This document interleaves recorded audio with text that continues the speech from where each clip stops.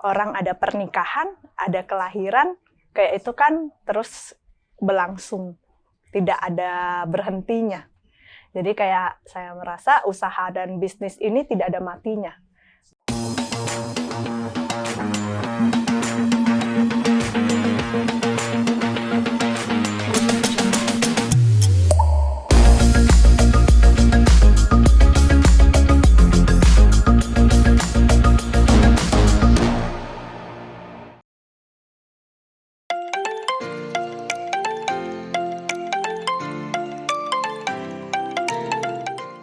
Ya, saya dengan Nila. Saya pemilik toko Lis & Co yang berdiri sejak tahun 2018 di Denpasar. Awal mula berdirinya toko ini sebenarnya cuma karena passion ya. Ya, jadi karena cuma passion, saya punya anak dan senang belanja, terus kayak belanjanya itu lebih bermanfaat kalau ada cuannya. Gitu ya, jadi dari kelahiran anak saya kedua, saya senang belanja lihat produk yang lucu-lucu. Jadi lihat produk lucu itu kayak pengen belanja banyak, tapi kalau kita belanja hanya untuk kita pakai sendiri kayaknya kok wasting banget ya. Jadi saya coba-coba pada saat itu saya buka online dulu. Itu di tahun 2012. Terus saya buka toko di Pematang Center dulu, toko baby shop juga. Ya, dari tahun 2012 sampai tahun 2015. Terus saya pindah karena ada urusan kerjaan, saya pindah ke sini ke Denpasar. Terus setahun mikir gimana kalau saya kembangin usaha bisnis baby shop juga di sini. Gitu. Karena melihat kayak di Bali ini untuk baby shopnya sendiri kan gak gitu banyak masihan gitu. Jadi ya seneng kalau bisa punya toko sendiri di Denpasar juga gitu. Jadi ya saya memulai untuk membangun ini gitu.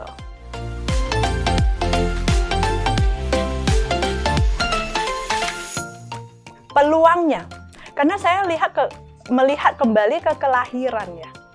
Orang ada pernikahan, ada kelahiran, kayak itu kan terus berlangsung, tidak ada berhentinya. Jadi kayak saya merasa usaha dan bisnis ini tidak ada matinya. Dan untuk produknya sendiri juga dari dulu gitu-gitu aja.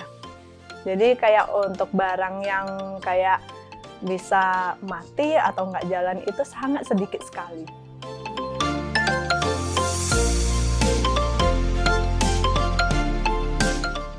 Kalau strategi sih kita kemarin kan kenanya pandemi ya.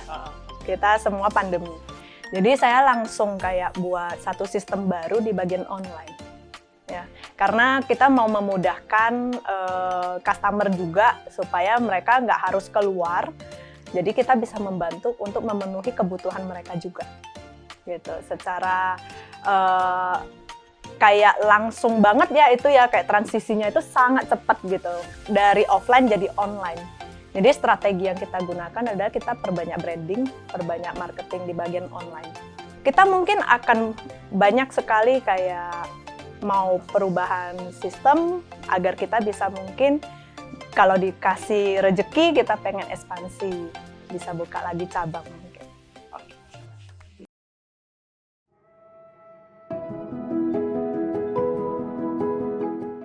Sebenarnya jatuh bangunnya banyak ya, banyak sekali ya. Dan transisi itu terlalu cepat. Dari awal kita buka itu tanpa terasa, belum 2 tahun kita udah kena pandemi.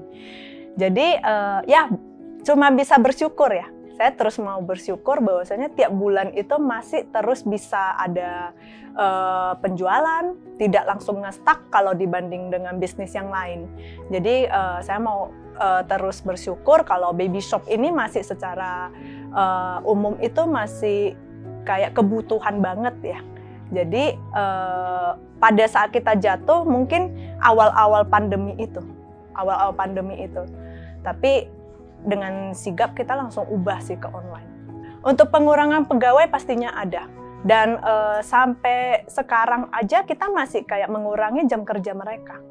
Karena protokol kesehatan tetap kita masih lakukan ya. Jadi tidak kita mengantisipasi supaya karyawan juga nggak menumpuk di toko. Jadi tetap supaya customer juga nyaman datang belanja gitu.